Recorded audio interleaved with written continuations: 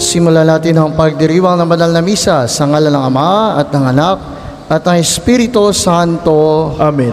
Ang pagpapala ng ating Panginoong Jesucristo, ang pag-ibig ng Diyos Ama at ang pakikipagkaisa ng Espiritu Santo naway sa inyong lahat. At sumainyo rin. Magandang umaga mga kapatid. Welcome po sa ating pambansang dambana ni Santo Padre Pio. Gayon po ang ating mga kapatid na kasama natin sa pagdiriwang ito sa pamamagitan ng ating live streaming sa ating social media accounts ng Santo Padre Pio.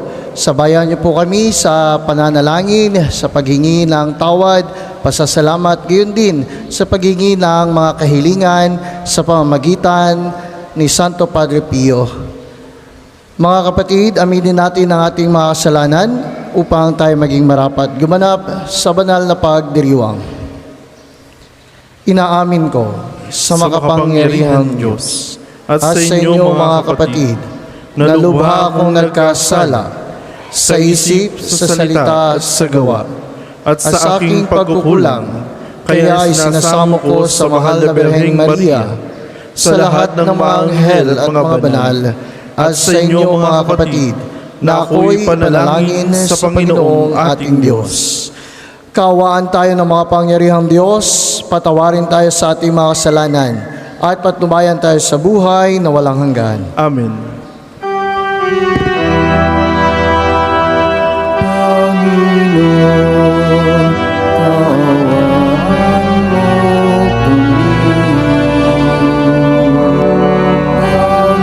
Panginoon, kaawaan mo kami. Kristo, kaawaan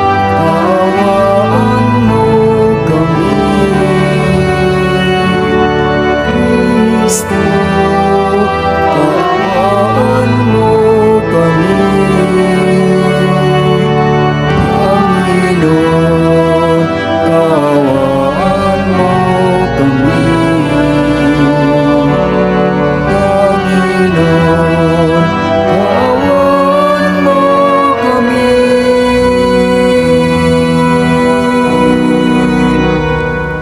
Manalangin tayo.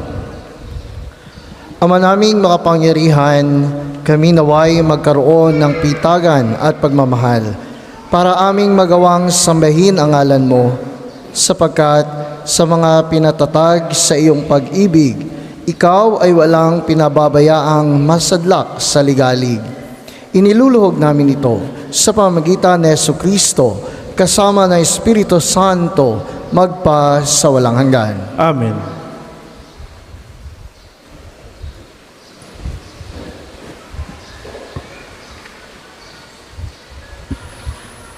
Pagbasa mula sa ikalawang aklat ng mga hari. Noong mga araw na iyon, nagsugo si Haring Sennacherib ng Assyria kay Ezekias at ipinasabi ang ganito: "Huwag mo nang dayain ang iyong sarili na ang Jerusalem ay maliligtas ng pananalig mo sa inyong Diyos. Hindi lingid sa iyo kung paano nilupig ng mga hari ng Assyria ang ibang lupain. Hindi ka rin makaliligtas sa akin." Binasa ni Ezekias ang sulat na ibinigay sa kanya ng mga sugo ni Sennacherib. Pagkatapos, pumasok siya sa templo. Inilatag sa kanyang harapan ang sulat at nanalangin ng ganito: "Panginoon, Diyos ng Israel, na nakaluklok sa trono sa itaas ng kerubin, kayo lamang ang Diyos ng lahat ng kaharian sa ibabaw ng lupa. Kayo ang lumikha ng langit at ng lupa. Dinggin ninyo ako, Panginoon. Narinig ninyo ang pag-alipusta ni Sennacherib. Totoo nga, Panginoon, na marami nang nalupig sa bansa ang mga hari ng Assyria. Nagawa nilang sunugin ang mga Diyos ng mga bansang yaon, sapagkat hindi naman talagang Diyos ang mga iyon, kundi mga kahoy at batong ginawang Diyos-Diyosan. Kaya nga, Panginoon, iligtas niyo kami kay Sennacherib para malaman ng buong daigdig na kayo lamang ang tangi at iisang Diyos. Si Isaías ay nagpasugo kay Ezekias at ipinasabi ang ganito, "Ipinasasabi ng Panginoon ng Diyos ng Israel na narinig niya ang panalangin mo. Ito naman ang kanyang sinabi tungkol kay Sennacherib. Itinatakwil ka, laging hinahamak ang anak ng Sion. Dalagang marilag, sa iyong likuran ay iiling-iling na babae nitong Jerusalem. May natirang magmula sa Jerusalem, gayon din sa Sion. Ito ay mangyayari dahil sa pagmamalasakit ng Panginoon.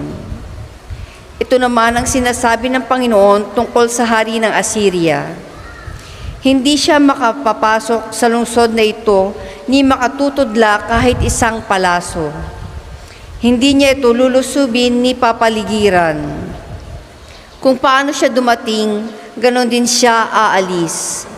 Hindi niya masasakop ang lungsod na ito, pagkat ito ay pinagtatanggol ko alang-alang sa aking kapakanan at alang-alang kay David na aking lingkod." Nang gabing yaon, pinasok ng anghel ng Panginoon ang kampo ng mga taga-Assyria at napatay niya ang 125,000 kawal. Kaya nagmamadaling umuwi sa Nineveh si Haring Sennacherib. Ang salita ng Diyos. Salamat sa Diyos. Ang tugon po sa Salmo, lungsod ng Diyos ay matatag dahil sa bigay niyang lakas. Lungsod ng Diyos ay matatag dahil sa bigay niyang lakas. Dakila ang poon dapat papurihan. Sa lungsod ng Diyos, bundok niyang banal. Ang bundok ng Sion, tahanan ng Diyos, ay dakong mataas na nakalulugod. Lungsod ng Diyos ay matatag dahil sa binigay niyang lakas. Bundok sa hilaga, nagalak ang dulot. Sa lahat ng bansa nitong sansinukob. Sa piling ng Diyos, ligtas ang sinuman, sa loob ng muog ng banal na bayan. Lungsod ng Diyos ay matatag dahil sa binigay niyang lakas. Sa banal na lungsod ay aming namasid, ang kanyang ginawa na aming narinig. Ang Panginoong Diyos makapangyarihan, siyang nag-iingat sa lungsod na banal, iingatan niya magpakailanman. Lungsod ng Diyos ay matatag dahil sa bigay niyang lakas. Sa loob ng iyong templo, O Diyos, aming nagunita pag-ibig mong lubos. Ika'y pinupuri ng lahat saan man, sa buong daigdig ang dakilay ikaw, at kung mamahala ay makatarungan. Lungsod ng Diyos ay matatag dahil sa bigay niyang lakas. Magsitayo po lahat. Noong panahong iyon, sinabi ni Jesus sa kanyang mga alagad, "Huwag ninyong ibigay sa aso ang bagay na banal, sapagkat kayo'y babalingan at lalapain nila pagkatapos.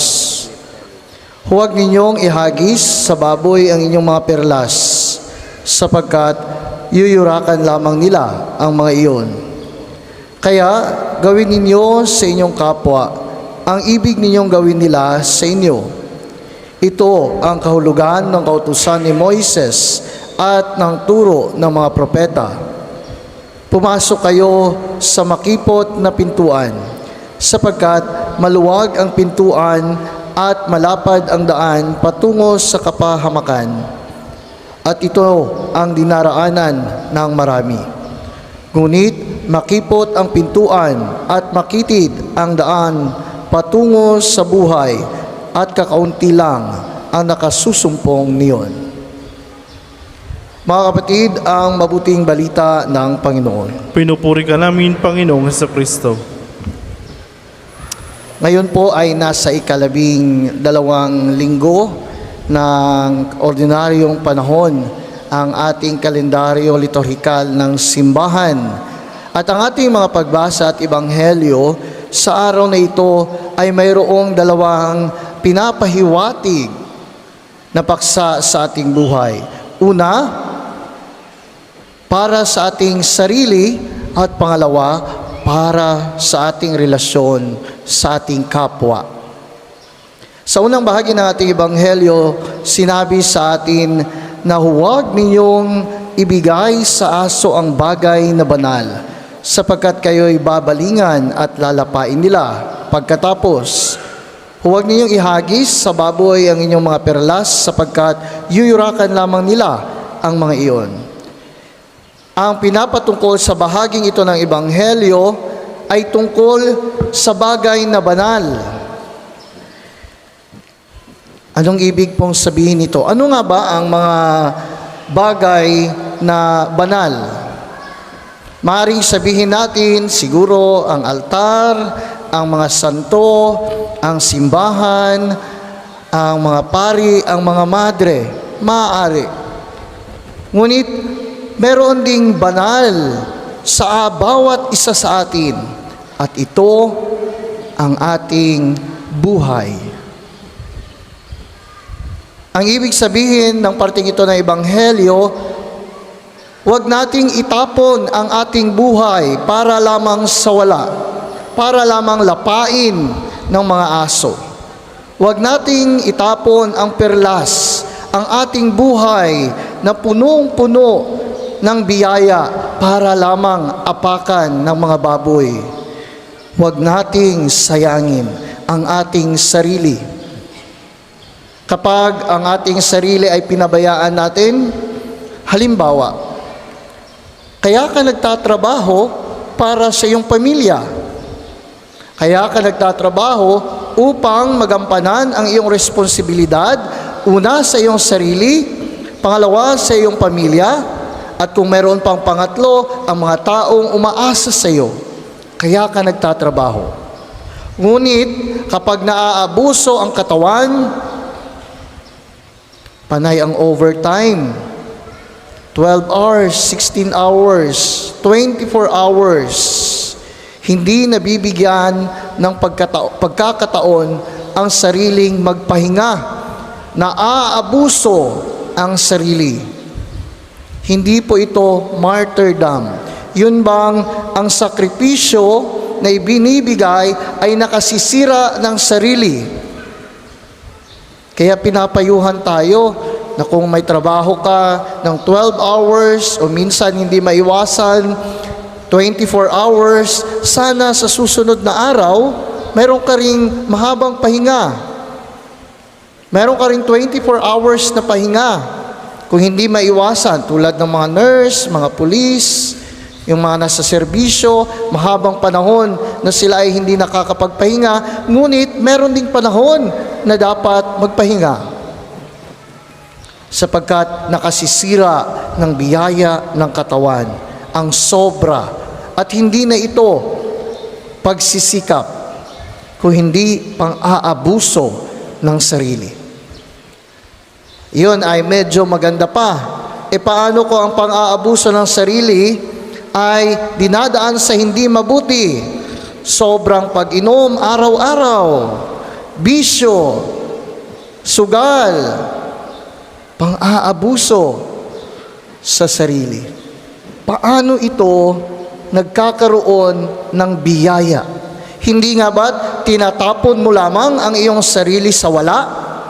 Tinatapon mo lamang ang iyong kinikita na sana pinaghirapan mo para sa iyong pamilya. Imbis isang sako ang bibilihin mong bigas, kalahati na lang para ngayong buwan. Napunta sa inuman, napunta sa sugal, sa bisyo. Ang mga bagay sanang ito ay sobra, no? Ngunit ang mahalaga ay ang pagbibigay halaga ng sarili para sa iyong ginagawa. Ito ang ibig sabihin. Maaring nagkakasala tayo kapag binaboy natin ang mga sakramento, ang mga santo, dahil mga banal ang mga ito. Ngunit mas lalong makasalanan kapag ang sarili natin ang binaboy at winaldas natin. Sapagkat ang ating buhay hindi sa atin. Ang ating buhay ay hiram sa Diyos. Anumang oras, walang nakatakda, walang nakalaan, maaaring bawiin sa atin. Walang bata-bata, walang binata o dalaga, walang matanda. Kapag nais ng Diyos dakunin ang pinahiram na buhay, babawiin niya sa atin. Kaya sinasabi niya, huwag ninyong itapon sa mga aso upang lapain. Huwag ninyong itapon sa mga baboy para apakan ang inyong buhay. Huwag ninyong iwaldas ang buhay na biyaya sa Kanya. Pangalawang bahagi, kaya gawin ninyo sa inyong kapwa ang ibig ninyong gawin nila sa inyo. This is the golden rule of Jesus to us. Ito ang golden rule na ibinigay sa atin. Huwag nating gawin ang ayaw nating gawin sa atin ng ating kapwa. Kaya marami itong halimbawa, no? Nabanggit ko na ito sa isang umiliya ko, ang mga marites ngayon, high-tech na. Hindi na yung pag-umaga, lalabas at magwawalis sa harapan ng kanilang tahanan. Nasa group chat na. Pinag-uusapan ang buhay ng may buhay. Pinagkukwentuhan ang buhay ng kapitbahay, ng kamag-anak, ng kakilala. Siguro nga, baka kapatid, magulang. Pero hindi nakikita ang sarili. Paano natin nasisigurong tayo rin ay walang kamalian na ginagawa sa ating kapwa, sa inyong pamilya, sa inyong anak? Kaya mga kapatid, ang bahaging ito ng Ebanghelyo na huwag ninyong gawin o kaya gawin ninyo ang sa inyong kapwa ang ibig nating gawin nila sa atin. Kaya sa mga anak, biyaya ang pagkakaroon ng magulang. Hindi sa lahat ng panahon sa ating buhay mananatili ang ating mga magulang. Ibinuhos nila ang lahat ng kanilang sarili para makapag-aral, mabihisan, magkaroon ng buhay. Mahalaga na ipakita natin ang parehong pagpapahalaga sa ating mga magulang. Maaaring cultural ang mga bagay na ito sa ating mga Pilipino sapagkat malapit tayo sa ating mga magulang. Ngunit ito rin ang nais ng Diyos na ating gawin. Sa atin pa lang yung pamilya, how much more sa ating kapitbahay, sa ating kapwa, paano tayo nakikitungo sa kanila? Yun bang sasabihin nating sinasamba natin ang Diyos, mahal natin ang Diyos, ngunit abstract po ang pagmamahal na ito sa ating Panginoon. Magiging realidad lamang ito kapag minahal natin ang ating sarili, ang ating pamilya, ang ating kapwa sa pagpapahayag ng pagmamahal na ito sa Panginoon. Pagbabahagi ng panahon, ng talento, maging ng ating yaman sa mga nangangailangan, ang pinakamahalagang dapat nating gawin. Dito, sa uling bahagi ng Ebanghelyo, kapag nagawa natin ang nais ng Diyos, doon sa ating sarili at sa ating kapwa, sasabihin niyang makipot ang pintuan at makitid ang daan patungo sa buhay. At bilang mananampalataya, kasama kaya tayo sa makakapasok sa pintuan ng Panginoon. Hindi sinabi ng Diyos na hindi tayo nagkakasala. Ang sinasabi niya, tayo ay magpatuloy lumapit sa ating Panginoon at tiyak tayo ay makasusumpong sa Kanyang kaharian. Amen. Amen. Manalangin kayo mga kapatid upang ang paghahain natin ay kalugdan ng Diyos ang mga makapangyarihan. Tanggapin nawa ng Panginoon itong paghahain sa iyong mga kamay, sa kapurihan niya at karangalan sa ating kapakinabangan at sa buong sambayaniyang banal. Ama naming lumikha, tanggapin mo ang aming paghahain ng pagpupuri sa iyong kabutihan sa amin. Sa dulot nawa nitong kadalisayan, kami naway makapag-alay na iyong kinalulugdan sa pamamagitan ni Jesucristo, kasama ng Espiritu Santo, magpa sa walang hanggan. Amen. Sumainyo ang Panginoon. At sumainyo rin. Taas sa Diyos sa inyong puso at diwa. Pinasa namin sa Panginoon. Pasalamatan natin ang Panginoong ating Diyos. Marapat na siya'y pasalamatan. Ama naming makapangyarihan, tunay ngang marapat na ikaw ay aming pasalamatan. Kinalulugod mong likhain ang sanlibutan na iyong pinagbabago at idinarangal sa pamamagitan ng iyong anak na kinalulugdan. Kaya't utang na loob ng iyong mga itinatangi at ng mga banal na kapiling mong lagi ang iyong paggiliw at pagkakandili. Kaya kaisa ng mga anghel na nagsisiawit ng papuri sa iyo, nang walang humpay sa kalangitan, kami nagbubunyi sa iyong kadakilaan.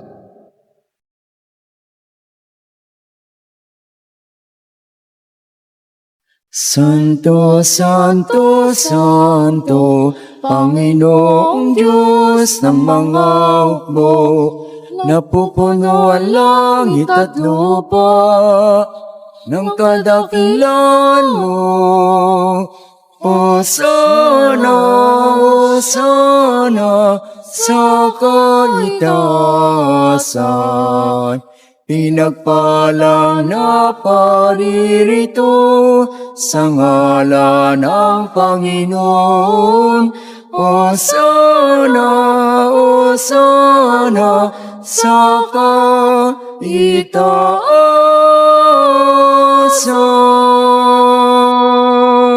Kung hindi po kayang lumuhod, ay manatili pong nakatayo na may paggalang. Ama naming banal, ikaw ang bukal ng tanang kabanalan, kaya sa pamamagitan ng iyong Espiritu gawin mong banal ang kaloob na ito, upang para sa amin maging katawan at dugo ng aming Panginoong Hesu Kristo. Bago niya pinagtiisang kusang loob na maging handog, hinawakan niya ang tinapay, pinasalamatan kanya, pinaghati-hati niya iyon, inabot sa kanyang mga alagad at sinabi, tanggapin ninyong lahat ito at kanin. Ito ang aking katawan na ihahandog para sa inyo.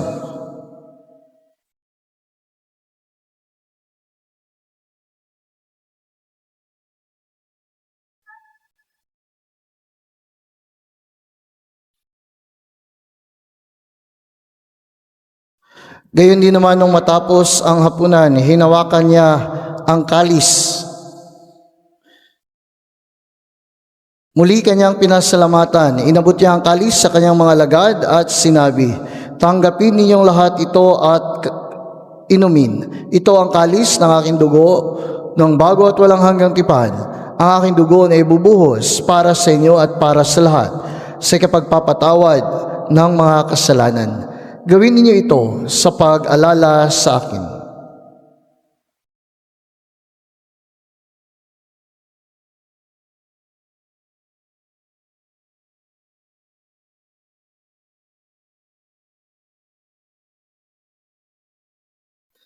Ipagbunyi natin ang misteryo ng pananampalataya. Si Kristo'y namatay, si Kristo'y nabuhay, si Kristo'y babalik sa wakas ng panahon. Ang mga ginagawa namin ngayon ang pag-alala sa pagkamatay at muling pagkabuhay ng iyong anak, kaya't iniaalay namin sa iyo ang tinapay na nagbibigay buhay at ang kalis na nagkakaloob ng kaligtasan. Kami nagpapasalamat dahil kami iyong minarapat na tumayo sa harap mo para maglingkod sa iyo. Sinasamo namin kami magsasalo-salo sa katawan at dugo ni Kristo ay mabuklod sa pagkakaisa sa pamamagitan ng Espiritu Santo. Alalahanin mo rin ang mga kapatid naming nahimlay nang may pag-asang sila'y muling mabubuhay. Gayon din ang lahat ng mga pumanaw. Kawaan mo sila at patuloyin sa iyong kaliwanagan. Kawaan mo at pagindapatin kaming lahat na makasalo sa iyong buhay na walang wakas. Kaisa ng mahal na Birheng Maria na ina ng Diyos, ni San Jose na kanyang kalinis-linisang esposo, kaisa ng mga apostol at ng lahat ng mga banal, kaisa ni Santo Padre Pio na namuhay dito sa daigdig ng kalugod-lugod sa iyo, may pagdiwang nawa namin ang pagpupuri sa ikararangal mo sa pamamagitan ng iyong anak na aming Panginoong Hesu Kristo. Sa pamamagitan ni Kristo, kasama niya at sa Kanya, ang lahat ng parangal at papuri ay sa iyo, Diyos amang mapangyarihan, kasama ng Espiritu Santo, magpa sa walang hanggan. Amen, Amen, Amen.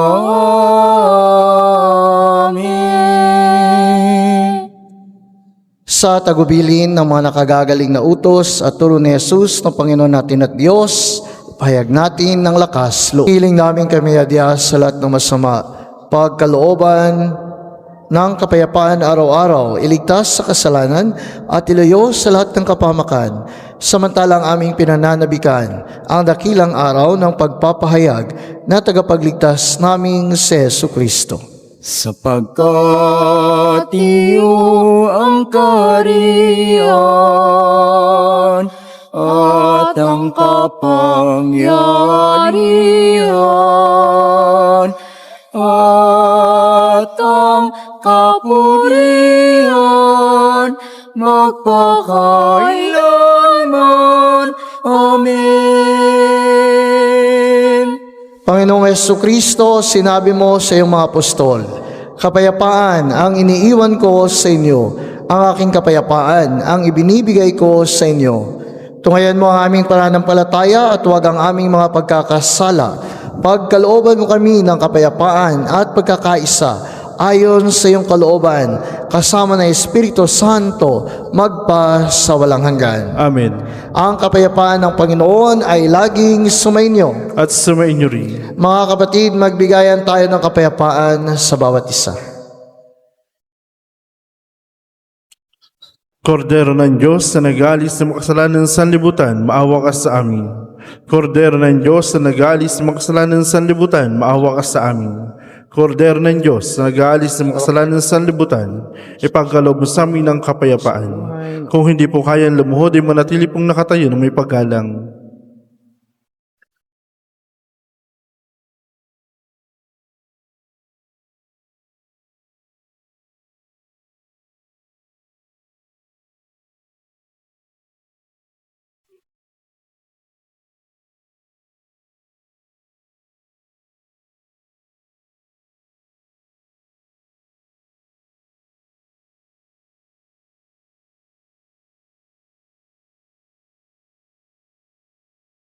Mga kapatid, ito ang kordero ng Diyos, ito ang nag-aalis ng mga kasalanan ng sanlibutan. Mapalad ang mga inanyahan sa kanyang piging. Panginoon, hindi ako karapat-dapat na magpatuloy sa iyo. Ngunit sa isang salita mo lamang ay gagaling na ako. Sanggalang na ako kapatid.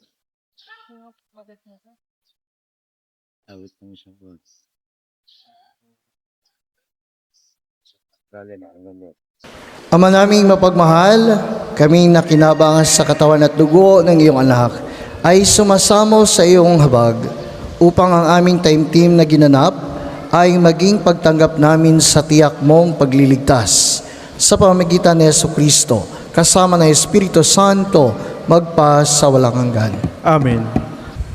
Bago ang huling pagbabasbas, maraming salamat po sa inyong pagdalo dito sa Pambansang Dambana ni Santo Padre Pio, sa lahat ng mga kasama natin online, sa live streaming, maraming salamat po. Nawa po ang inyong mga panalangin at kahilingan sa Diyos sa pamamagitan ni Santo Padre Pio ay diringgin ng ating Panginoong Jesucristo. Naway basbasan kayo at gabayan ng Panginoon sa inyong mga pag-uwi, sa inyong mga kanya-kanyang mga tahanan, ano man ang inyong mga gawain sa mga natitirang oras sa araw nito, nawa kayo rin ay biyayaan ng Panginoon. Lalo tigit ang inyong kalusugan at ang inyong mga hanap buhay para sa inyong pamilya. Sumainyo ang Panginoon. At sumainyo rin. At pagpalain kayo ng mga pangyarihang Diyos sa ngalan ng Ama at ng Anak at ng Espiritu Santo. Amen. Tapos na ang ating banal na misa, humayo kayong taglay ang pag-ibig ni Kristo. Salamat sa Diyos.